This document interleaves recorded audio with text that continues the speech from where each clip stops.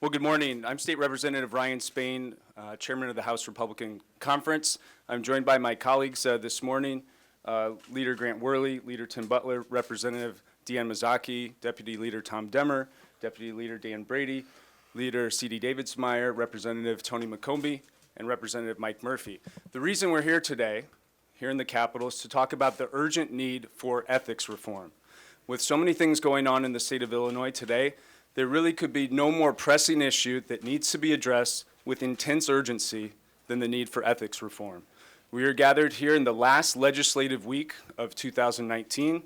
We have a series of recommendations and proposals that this Republican caucus believes will be transformational to improving the conduct of our state government, which is urgently needed and has been needed for really the last 50 years. These are a series of both short-term and long-term recommendations that will make a meaningful impact and restore trust that is badly needed in our state government. So we're going to go through a package of reforms and talk to you today. We believe these reforms require urgent action. They should be acted on this week.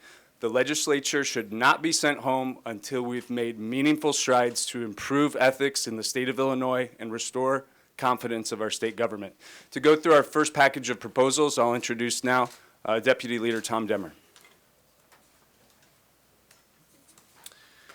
Hi, good morning. I'm Tom Demmer, State Representative from Dixon. We got together a couple weeks ago and we were here for the first week of veto session, and we, as a House Republican caucus, wanted to take seriously the idea that we need to enact meaningful ethics reforms. We acknowledge that there's a longer, more ongoing conversation about the culture that's tolerated some of these ethical lapses in Springfield. But it's very important that we as elected officials acknowledge that every day the people of Illinois are waking up and seeing in the newspaper, hearing on the radio or TV, that there's additional issues that are ethical challenges and problems that are enacted by their representatives in Springfield. We need to do something to take advantage of this opportunity to reform our laws so there are fewer of these in the future and the people of Illinois can have better confidence in their elected officials.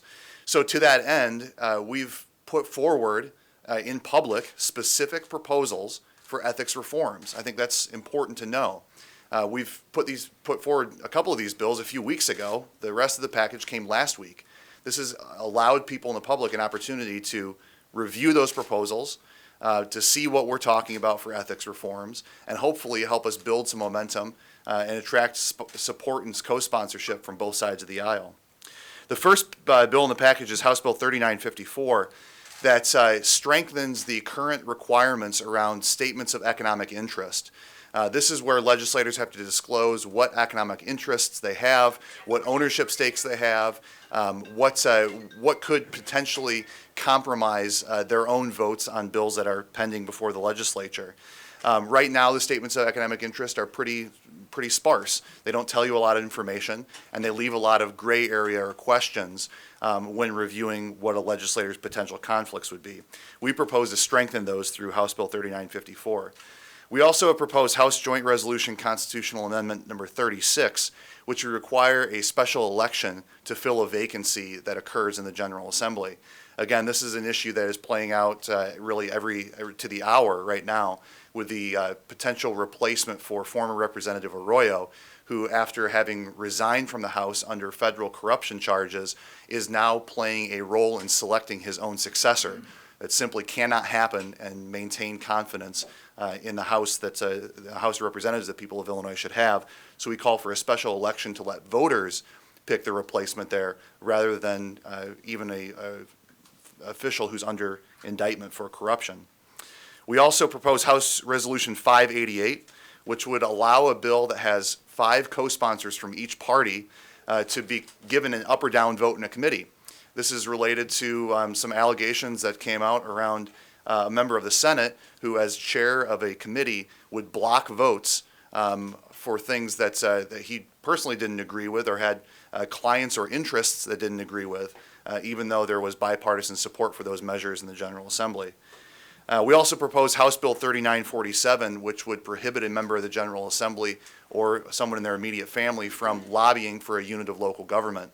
Again, an issue that was related to former Representative Arroyo, who at the same time was a member of the General Assembly working on legislation related to sweepstakes, was also a paid lobbyist for a sweepstakes company before the city of Chicago. We believe that it just creates an untenable conflict of interest and should not be allowed today.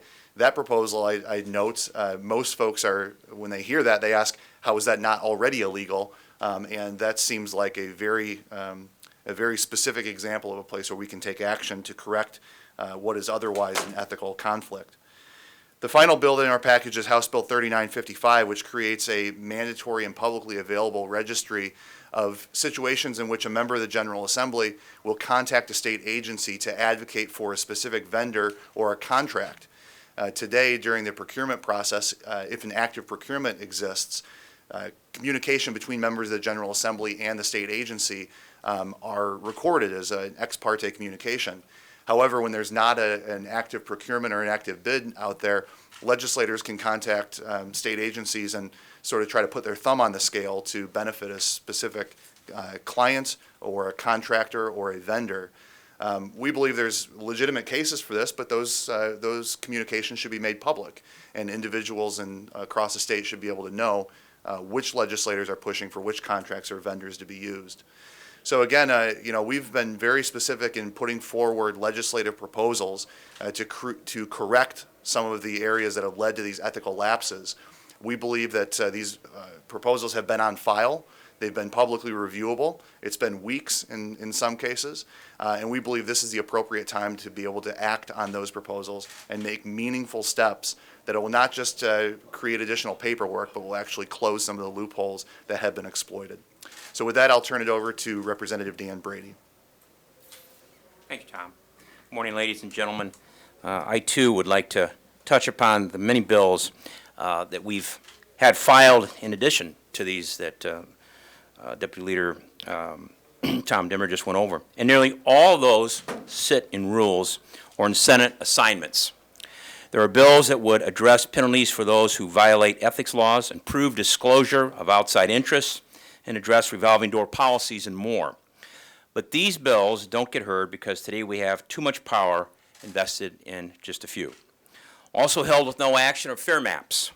Fair maps, despite having broad bipartisan support, have been blocked from consideration by Springfield power brokers.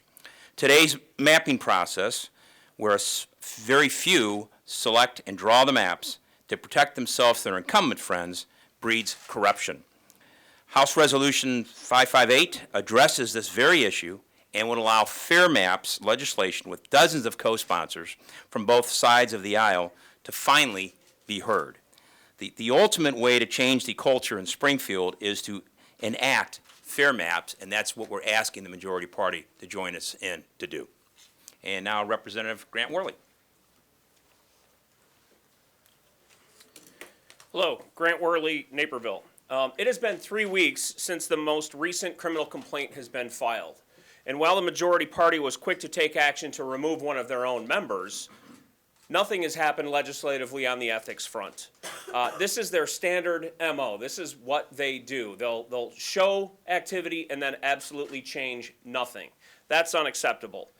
So the question to many is, what are they hiding? Why are we not getting the Statement of Economic Interest bill moved? Why are we not getting the Lobbyist Disclosure bill moved? It currently stands that if you use your office for personal gain, it's a petty offense. There's been legislation filed to address that literally for years. It is time to take action. It should not take federal raids and federal complaints filed to change the culture in Springfield. Right now, many of us are going door to door, and the number one thing that I hear in my district is ethics. What are you people doing in Springfield? How is government working for us? There is no more pressing issue than ethics reform right now. We have 3 days left to do this. We can do this. We've seen that Springfield can get things done when we put our minds together and move in a common goal. The governor is behind ethics reform. It is time now to take action. Otherwise, we're just disappointing the taxpayers of Illinois yet again. With that, I'd like to introduce Representative McCombie. Thank you. The public has heard Speaker Madigan and President Cullerton calling for change, and I implore our leaders to assign HJR 87 to tomorrow's executive committee. It is sitting there, and they are meeting tomorrow at 9 a.m., and this is a way that we can take long-term action on the ethical issues that we're facing here in Illinois. The task force will complement the bills that have been addressed here and discussed today.